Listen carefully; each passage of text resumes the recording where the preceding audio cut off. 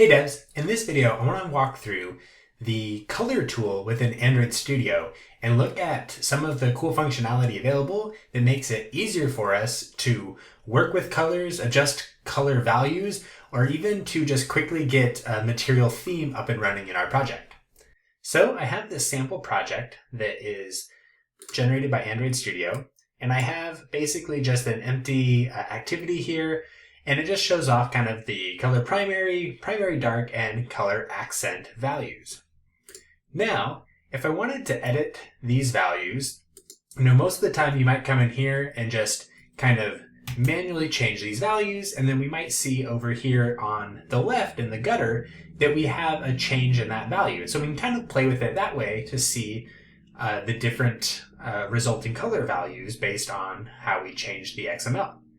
However, if we actually click on that color, it pulls up this little dialog right here. Now with this dialog, we can do actually a number of things. So we can actually just go ahead and change the value here. And we'll see that as we're changing the slider, the value over here in our XML is updated immediately. So we can just quickly change our values here.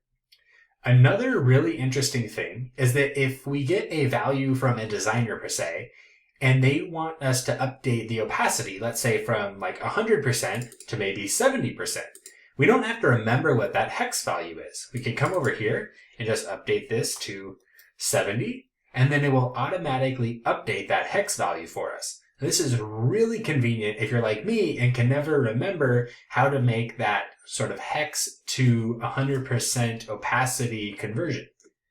Now, another really cool feature of this color pane in Android Studio is that they have these pre-populated kind of material palettes for us.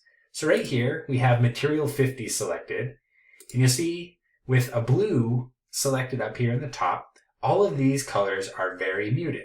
But then as we start to go down this list, we see that these colors start to become brighter and more vibrant.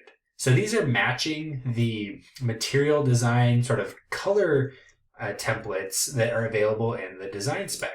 So if we wanted to update our colors really quickly, we could just go down this list and let's say pick something like material 500, and we could choose this color right here for our primary, and then we could come down here and update our primary dark. Now let's say we wanted to go from 500 down to something like the 800 for our dark. And now for our accent, we could maybe go back to our material 500, and then we could choose something related here, maybe a gold. And now if we rerun this, we can see our updated theme. So this is just a real quick way that we can use this color pane in Android Studio to improve our efficiency when it comes to dealing with colors. Hopefully this tip has been helpful and you can use this color tool in your future projects. Thanks for watching. Until next time, devs.